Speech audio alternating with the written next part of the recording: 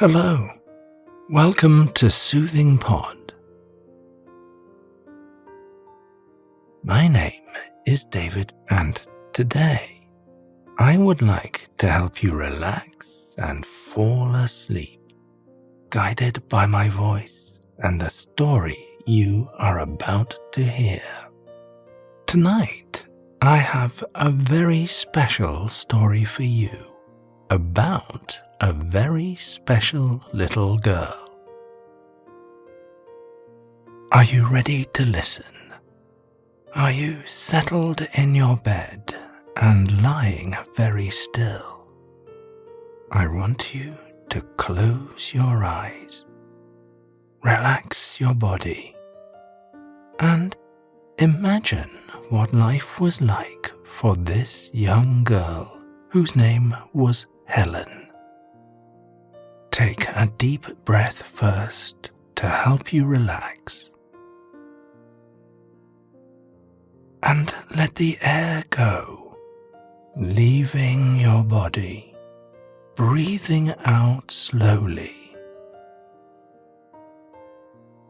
Very good. Let's inhale one more time. Hold that nice fresh air and feel it fill our lungs.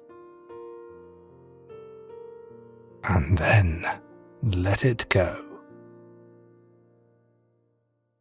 And if you're feeling relaxed and still now, I'll begin.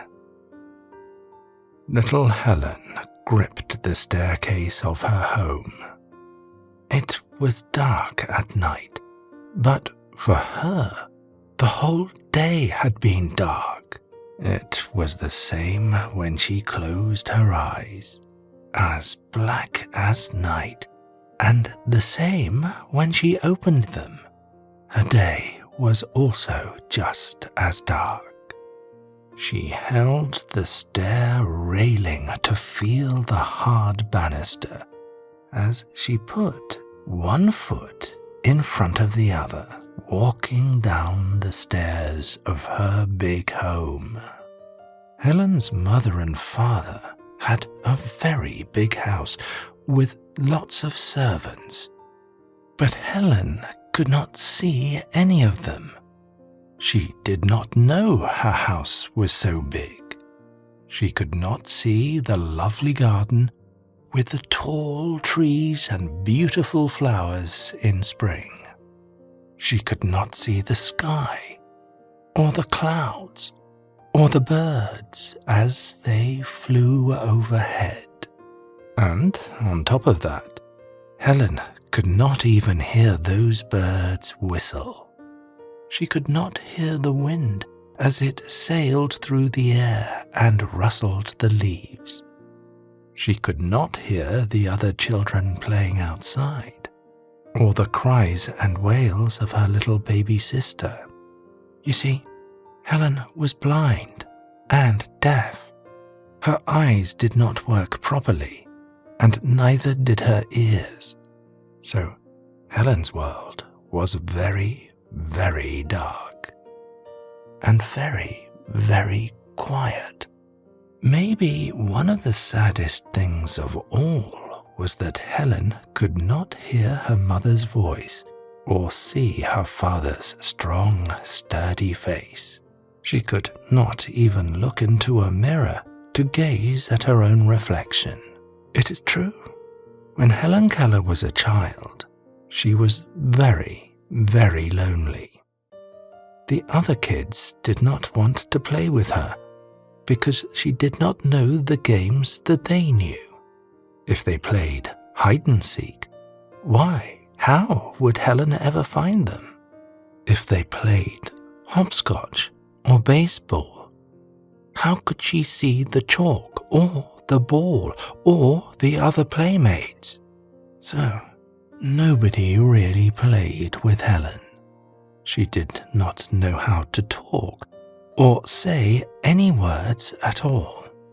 When she wanted something, Helen simply cried and shouted and threw a fit. This made everybody frightened of her. They thought she behaved like a little animal, and maybe she did sometimes. Her mother gave her anything she wanted. Her father did not know how to love her, and he never tried to teach her right from wrong. The trouble was, if Helen wandered around the house at night, as she sometimes did, she could get into trouble. And so, her mother and father called for a teacher to come and live with Helen. They hoped that this teacher, whose name was Anne Sullivan, could help them take care of Helen. In the beginning, being with Helen was very hard for Anne. The little girl was not used to anyone else but her mother and father, and she certainly was not used to not getting her way. For example, if Helen was hungry at dinner time, no one expected her to sit nicely at the table and use a fork and knife. They simply let her do as she pleased, walking around the large dining hall and stuffing her mouth with food from other people's plates. When Anne Sullivan first came to live with the Keller family, she did not like what she saw. Helen was acting like a wild animal, only because everyone in the family expected her to behave like one. So, Miss Annie, as they called her, decided that she would be the friend Helen needed. The one who would expect much more of her and teach her how to be well-mannered, how to ask for what she wanted, how to say please and thank you. I know what you're thinking. How could Helen ask for anything when she couldn't even talk?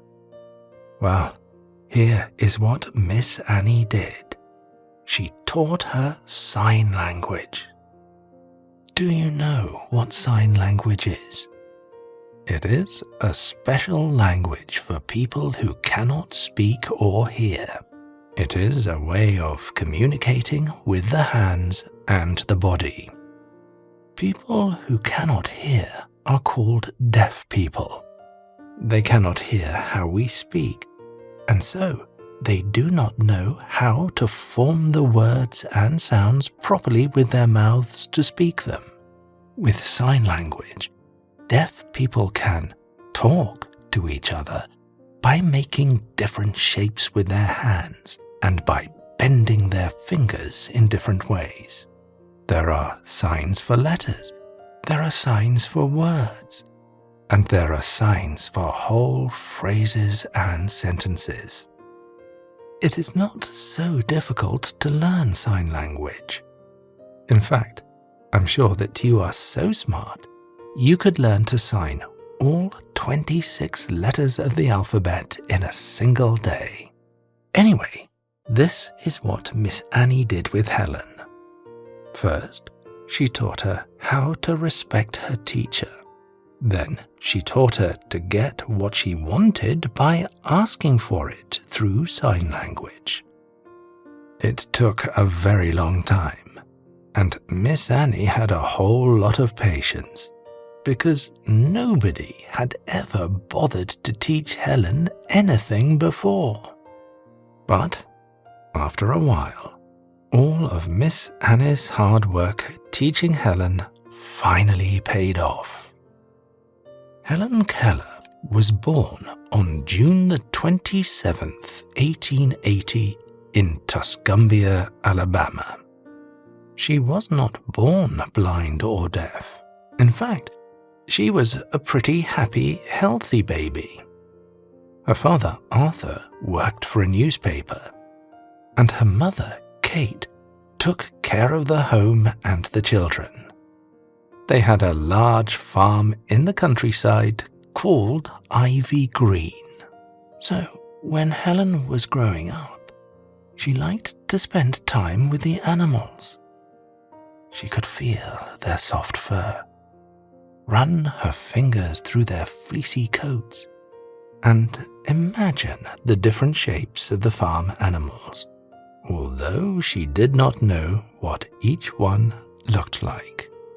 Annie Sullivan came to Helen on March the 3rd, 1887, and for the next 50 years, she was her constant companion, a very good friend, the best kind of friend you could ever imagine.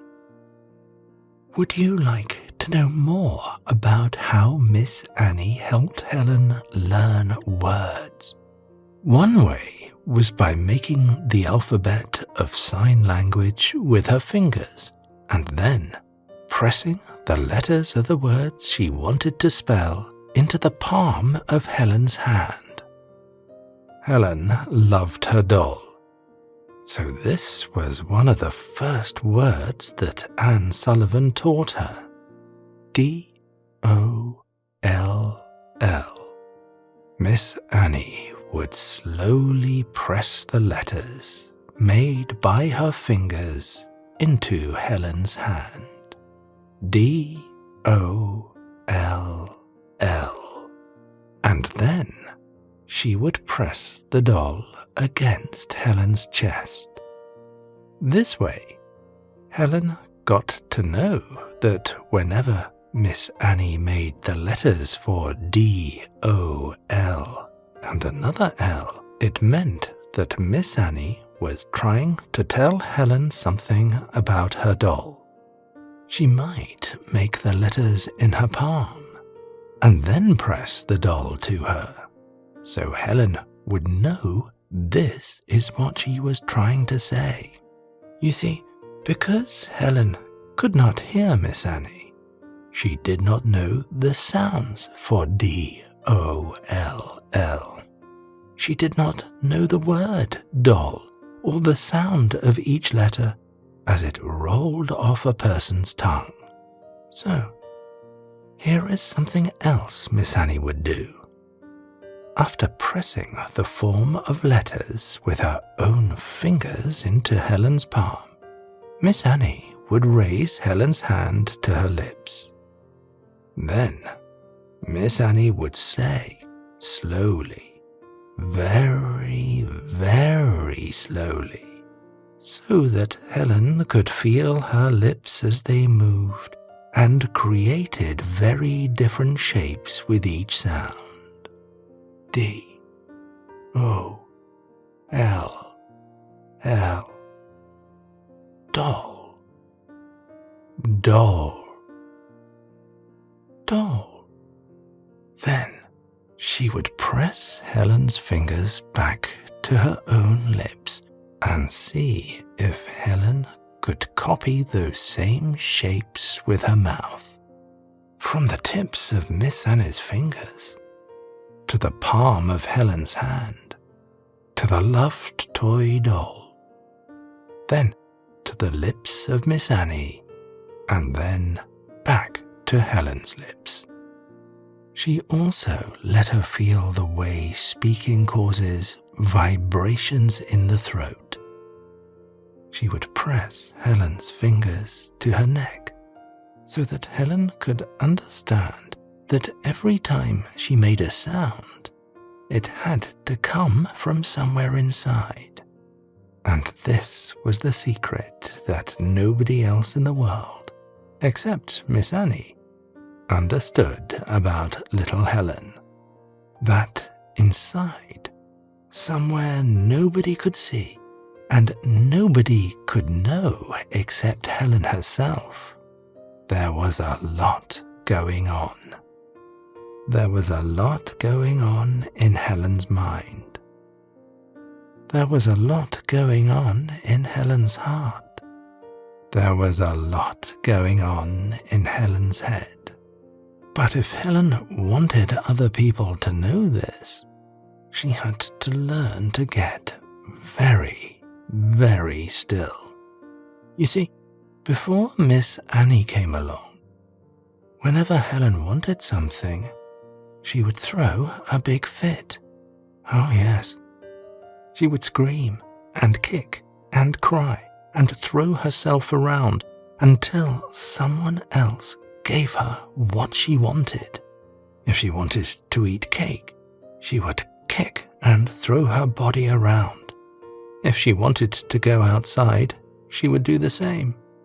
If she wanted her doll, what do you think Helen would do before Miss Annie taught her how to ask for it? That's right, she would make a big, big fuss.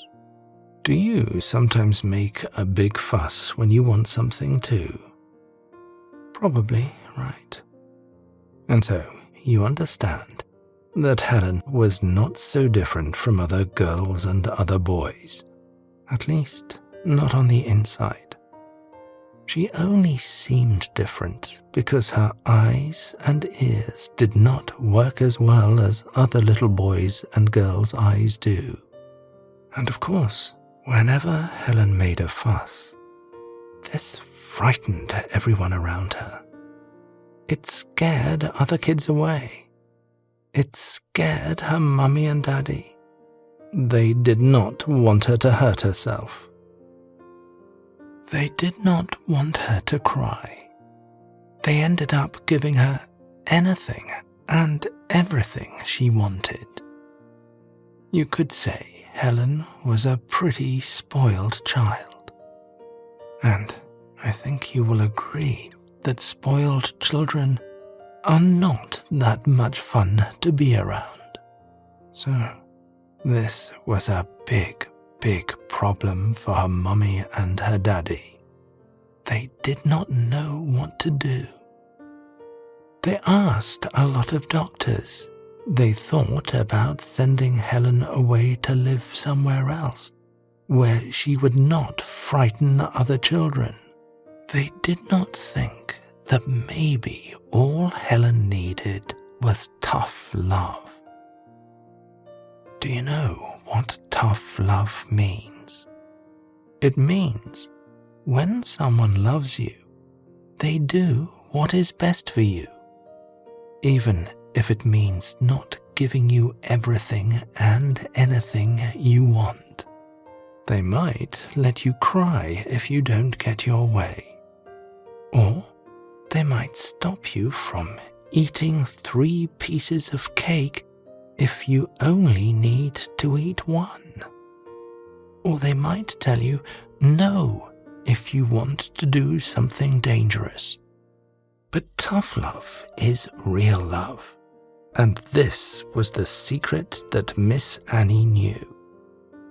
As the days and weeks passed, Miss Annie's love for Helen grew, and she had plenty of time to teach her new words with this new way of spelling. By putting the letters on her palm, Helen learned many, many words. Isn't that wonderful? No one ever thought it would even be possible to communicate with Helen. But the best thing is that Helen soon learned that somebody really loved her. Somebody really cared about her. Somebody wanted to teach her. And that somebody, Miss Annie, knew that inside of Helen was a great big space, a great big universe, a whole galaxy to discover, and a whole lot of words to say. As Miss Annie continued teaching Helen, she discovered something incredible. Helen was not just smart. She was, in fact, more intelligent than most kids her age. And not being understood by the rest of the world made Helen very, very frustrated. Maybe you experienced this feeling of frustration yourself. You know when you understand something, or you know something, and you try to explain it to your friends in school, or even to your mum and dad, and when they just don't get it, when nobody gets it, this is super frustrating, right? Now, Imagine how hard it was for Helen. But Miss Annie took her time to understand what Helen was feeling. She had a lot of patience, because it's not like Helen learned to spell with her fingers on the very first day. Oh no, it took many, many days. In the beginning, Helen did not get what Miss Annie was trying to do with finger spelling. That is, until the day that Helen learned the word for water. To make Helen understand what water was, Miss Annie let her hold her fingers under some running water. The water was wet and cool. Of course, Helen had no word for the feeling of wet or the feeling of cool. W-A-T-E-R.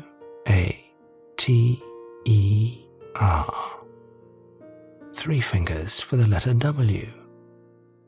A whole fist for the letter A. A fist with a thumb tucked into the first knuckle for the letter T. An open fist with fingers and thumbs curled tight for the letter E.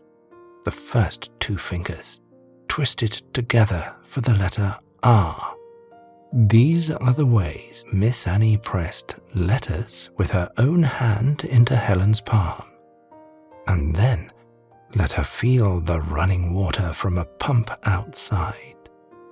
Fingers in palm, fingers in water, fingers in palm, fingers in water, spelling with fingers. Spelling the water. Do you understand? Oh, look at that. You are pretty highly intelligent too. Just what I expected. Just like Helen. At that moment, when Miss Annie let her feel the water and the finger spelling was the moment she understood. All at once, she stopped, bent down to touch the ground, and made Miss Annie understand that she wanted to know its name. Miss Annie spelled out the letters with her fingers. E, A, R, T, H. Earth. In that magical moment, Helen understood. She demanded to know more words, and the entire day, Miss Annie spelt new words out on her palm. By the time the moon rose high in the sky, guess how many words Helen had learned? Not less than 30. Isn't that amazing? Helen was 7 years old when Miss Annie came into her life. And 7 is a really important age, don't you agree? It is the age when most kids start going to school with other kids, maybe 1st or 2nd grade, depending on where in the world you live. So, imagine how happy Helen was when she realized someone was there to teach her. But not just teach, also someone to listen. Yes, Miss Annie listened to Helen's heart. And when she listened, she heard that little heartbeat and cry and hope, maybe just a tiny hope, that one day the lights would turn on her dark, dark world. When Miss Annie entered Helen's world, you could say a miracle began. The lights in that dark and lonely world started flickering on, one by one. The next light to turn on in Helen's world was the reading light. Yes, Miss Annie taught Helen how to read next. You are probably wondering how a blind person can read when they cannot even see. Well, I'll tell you. Get really still and quiet so that you understand. There is a special way to read for people who cannot see. It is called Braille. In this reading system, each letter is felt. Each letter is made of bumps on the page. So rather than seeing the letters, blind people get to feel them. Helen was so happy when she started to read. Now she could learn so much about the great big world. You see, before Helen could never listen to her mother's bedtime stories. She could not hear, and she could not know the things her mother wanted to tell her. But all that would change now. Now, Miss Annie had made a way for Helen's mother to sit with her as Helen read the stories with her fingers. And after Helen learned to read this way, what do you suppose she wanted to learn next? That's right, how to write. Helen learned to write with a typewriter. That was an old machine people used before computers were invented. It is the same way that people can type on a keyboard without looking. They memorize where each letter is. This is the way Helen learned to write too. And after learning how to write, Helen wanted to learn to talk. Do you remember? She could not talk because she could not hear how words sound. There was another teacher who helped Helen learn to talk. Her name was Sarah Fuller. She taught a lot of children and people who could not hear. She showed Helen how to feel the vibrations that her lips made when making sounds. Sound vibrations are not all the same. Different words feel different. Different tones feel different too. Helen Keller learned how to talk from Sarah Fuller. Sarah was a teacher for the deaf. By resting her hand on Sarah's lips, Helen learned how to feel sound vibrations and how the lips moved to make sounds. She started off learning a few letters and sounds. Then she advanced to words and finally sentences. Helen was so happy that she could now say words. And so it was that Helen Keller learned how to read, write, and speak. She continued learning from her home together with Miss Annie, who never left her side. When she was 16 years old, Helen attended the Radcliffe College for Women in Massachusetts. Miss Annie went with her and helped to sign the words from the meetings and lectures into the palm of Helen's hand. And in 1904, Helen graduated from Radcliffe with honors. Because Helen could write and speak, there was so much she wanted to say and share with the world. So Helen decided to write books. When she was still in college, she wrote how it felt to be deaf and blind. She wanted to share her experiences and help other people who were also blind and deaf to not feel so alone. These articles that Helen wrote were later published together in a book called The Story of My Life. Later, she published another book called The World I Live In. As Helen grew older, her world became bigger too. Many people wanted to meet her, hear her story, and know her smile. Helen found that she could be a light in someone else's darkness, and that made her so happy.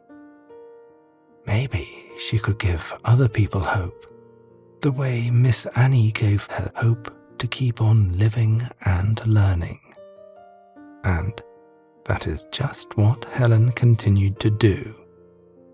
She joined the American Foundation for the Blind, traveled the country, talked to the people, and helped to heal their hearts. When there was a big war, She visited the soldiers and told them not to give up hope.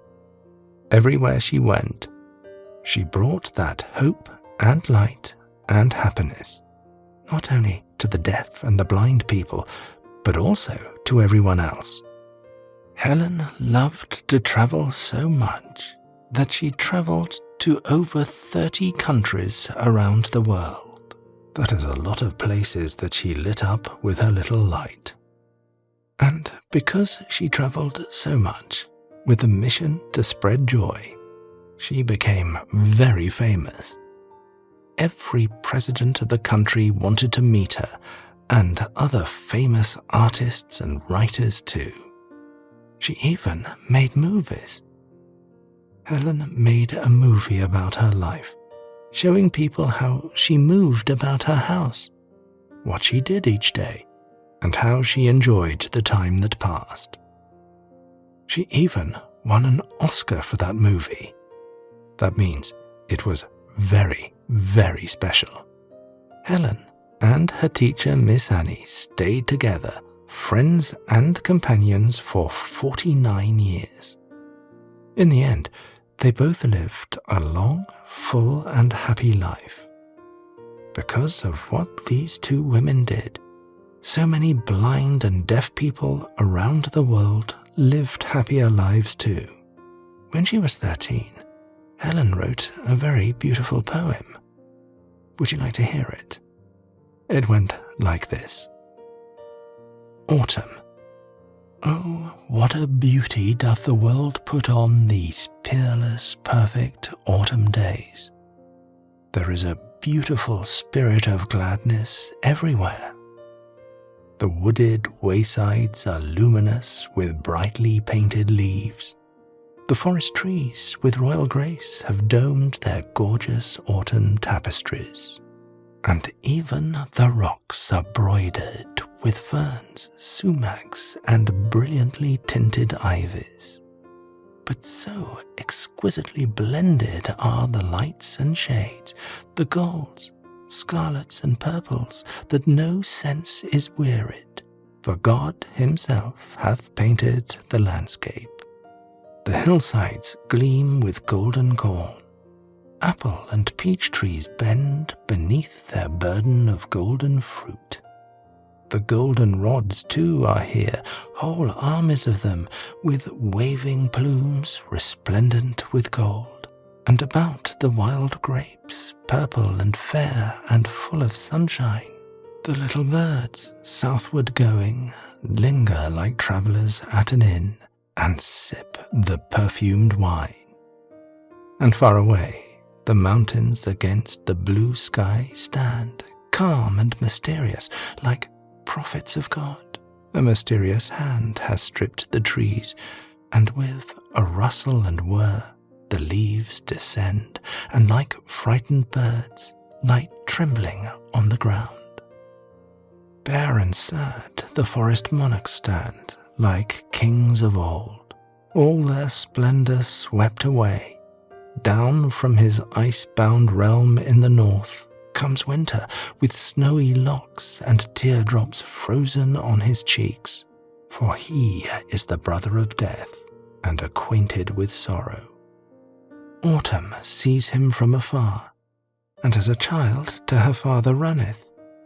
She to the protecting arms of kindly winter fleeth. Aid in his mantle of snow, tenderly he folds her lovely form, and on his breast she falls asleep. I hope you enjoyed the true story of Helen Keller, and I hope you'll join me next time for more bedtime stories on Soothing Pod.